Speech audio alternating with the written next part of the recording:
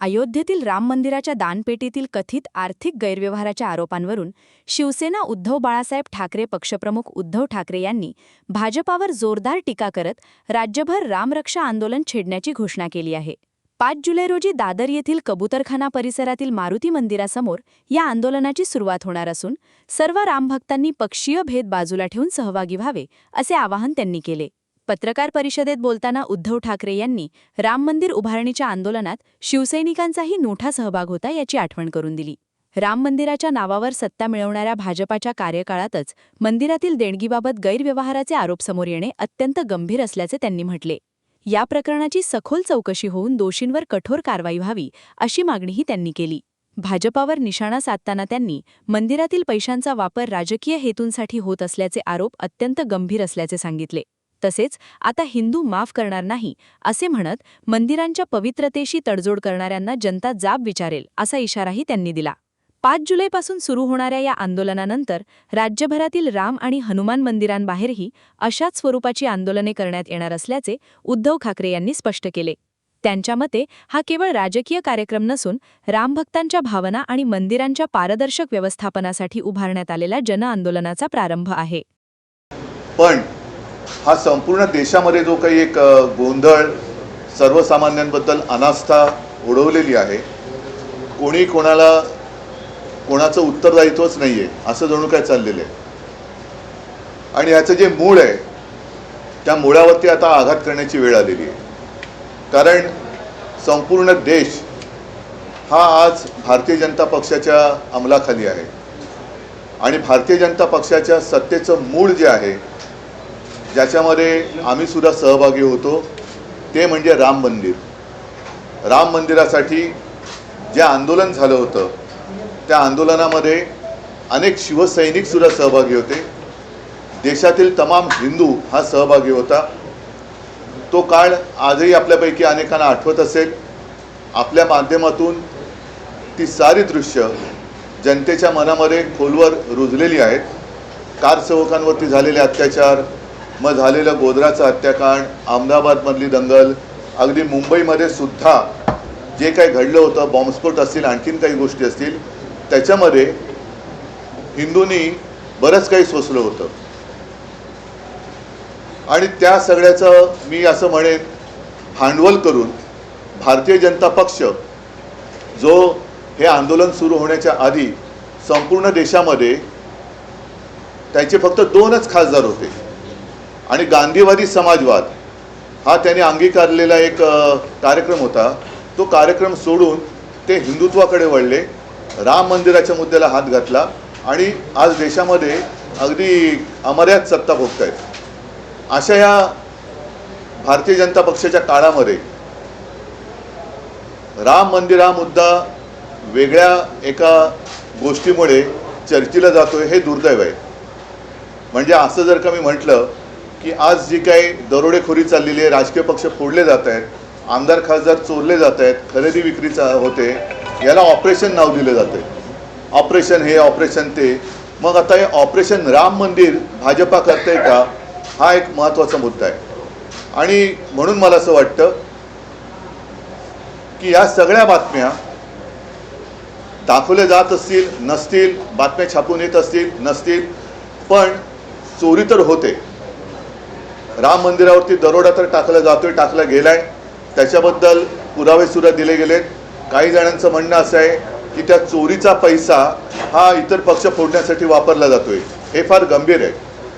आणि जसं एकदा अटल बिहारी वाजपेयी म्हणाले होते, जेव्हा मी सांगितलं ना 90चा काळ होता की अब हिंदू मार नहीं खाएगा, तसं आज मी म्हणतोय की अब हिंदू माफ नहीं करेगा। जे जे मंदिर लुटतायत, मग ते भाजपचे कोणी असतील किंवा आणखीन कोणी असतील, पण लेकिन अब हिंदू माफ नहीं करेगा उनको। जे जे मंदिर लुटतायत त्यांना हिंदू त्यांची जागा दाखवल्याशिवाय राहणार नाही। आणि त्याची सुरुवात आम्ही येत्या रविवारपासून करतो। येत्या रविवारी 5 तारखेला संध्याकाळी 4च्या सुमारास दादर इथे पुणे एकेकाळी जो एक कबूतरखाना होता तिथे एक मारुतीचं मंदिर आहे। त्या मंदिराच्या समोर तमाम हिंदूंना ज्यांना असं वाटतंय की भाजपच्या कालखंडामध्ये हिंदुत्व धोक्यात आले म्हणून ज्यांनी मोर्चे काढले होते त्यांना सुद्धा मी आमंत्रित करतोय. पक्ष वगैरे न बघता जे जे राम भक्त असतील, जे जे हिंदू आहेत, ज्यांना ज्यांना रामाच्या मंदिरात होत असलेली चोरी ही सहन होत नाहीये पण जाब विचारायचं वाटतोय, ते सगळेजण तिकडे 4च्या सुमारास जमतील. मी स्वतः तिकडे जाणार आहे.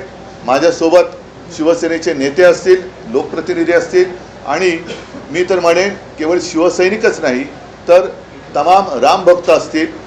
ज्यांनी ज्यांनी हिंदुत्व सोडलेलं नाही, ज्यांनी ज्यांनी बाळासाहेबांचे विचार सोडलेले नाहीत, ते सुद्धा हिंदू असतील तर ह्याच्यामध्ये येऊ शकतील. त्यांनी यावं आणि तिथे मग आम्ही रामरक्षा आंदोलन करतो आहोत. त्याच्यात साहजिकच आहे की रामरक्षा एक जसं पूर्वी आम्ही महाआरती करत होतो हिंदूंना जागं करण्यासाठी, आता हिंदू जागे झालेत. आता हिंदू त्यांना जाब विचारतील. तो जाब विचारण्यासाठी आम्ही तिथे रामरक्षा म्हणू, हनुमान स्तोत्र म्हणू आणि हनुमान चालीसा सुद्धा म्हणू. हे जाहीररित्या हा कार्यक्रम सुरू होईल. परवाचा कार्यक्रम ही सुरुवात आहे आणि त्याच्यानंतर प्रत्येक ठिकाणी राज्यभर, जिल्हा पातळीवरची, शहरामध्ये, अगदी खेड्यापाड्यात सुद्धा जिथे जिथे राम मंदिर असेल, जिथे जिथे हनुमान मंदिर असेल, तिथे तिथे हे सर्व हिंदू, सर्व राम भक्त, मी तर म्हणेन आता वारीची सुरुवात होते. अगदी वारकरीसुद्धा या राम मंदिराच्या लुटीविरोधात ज्यांच्या मनात आग आहे, ज्यांच्या मनात राग आहे, ते सगळे एकत्र होऊन या भारतीय जनता पक्षाला ह्याचं उत्तरदायित्व स्वीकारायला लावल्याशिवाय राहणार नाही. त्याच्यामुळे ही सुरुवात होते आहे. आपल्याला सुद्धा मी आमंत्रण देतोय. आपल्या माध्यमातून मी सर्व हिंदूंना, सर्व राम भक्तांना तिथे आमंत्रित करतो आहोत. कारण हिंदुत्वाच्या नावावरती ही लूट आम्ही सहन करू शकत नाही. हा जर काही त्यांनी देखावा केला असेल की मंदिर वही बनाएंगे, मंदिर झालं पण त्या मंदिराच्या मागे ज्यांनी ज्यांनी रक्त सांडलं, ज्यांनी ज्यांनी कष्ट, ज्यांनी म्हणजे अनेकांना तुरुंगवास झाला, त्या सगळ्यांचे कष्ट हे असे आम्ही वाया जाऊ देणार नाही. म्हणून परत एकदा सांगतो की आज आहे शुक्रवार. परवा रविवारी 5 तारखेला साधारण 4च्या सुमारास दादर येथे जे मारुतीचं मंदिर आहे, जिथे जुना कबूतरखाना होता, तिथे सगळेजण एकत्रित येतील आणि रामरक्षा आंदोलन आम्ही सुरू करतो. मी तमाम हिंदूंना, तमाम राम भक्तांना पक्ष पातळीच्या पलीकडे जाऊन आवाहन करतोय. आवाहन म्हणजे विनंती.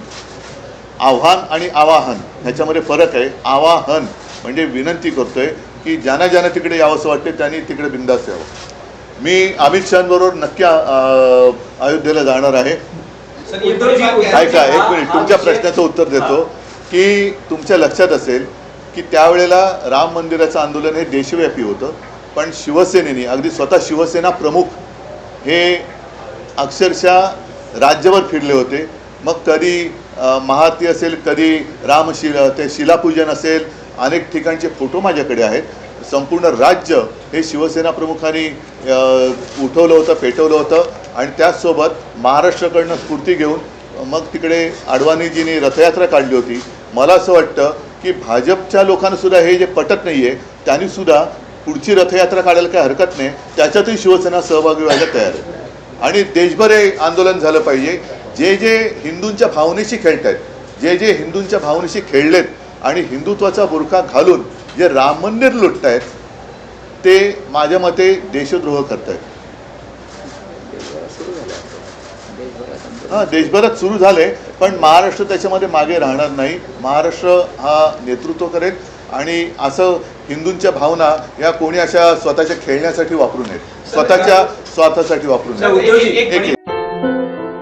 क्या हुआ बहू? माँ, पाइल्स की बहुत तकलीफ हो रही है. तो तुम गुदरोग सर्जन के पास क्यों नहीं गई? देखो, जैसे हार्ट के लिए हार्ट स्पेशलिस्ट, ब्रेन के लिए ब्रेन स्पेशलिस्ट, तो पाइल्स के लिए पाइल स्पेशलिस्ट क्यों नहीं? स्त्री हो या पुरुष, टॉयलेट में तकलीफ केवल पाइल्स ही नहीं, और भी कई प्रकार के गुदरोग तथा कैंसर भी हो सकता है. इसीलिए इसकी प्रत्यक्ष जांच जरूरी है. ठीक है माँ, पर जांच के लिए हम जाएंगे कहाँ? वही काले आयुर्वेदिक पाइल्स हॉस्पिटल में. लेकिन माँ, प्रेगनेंसी में पाइल्स की दवाइयाँ. प्रेगनेंसी में आयुर्वेदिक दवाइयाँ सुरक्षित होती है. जनहित में जारी। काळे आयुर्वेदिक पाइल्स हॉस्पिटल, औषधि चिकित्सा तथा सर्जरी ट्रीटमेंट उपलब्ध। हमारा पता उमरेड रोड, दिघौरी बस स्टॉप के पास, नागपुर। अधिक जानकारी के लिए वेबसाइट पर जाएं kaalepailshhospital.com।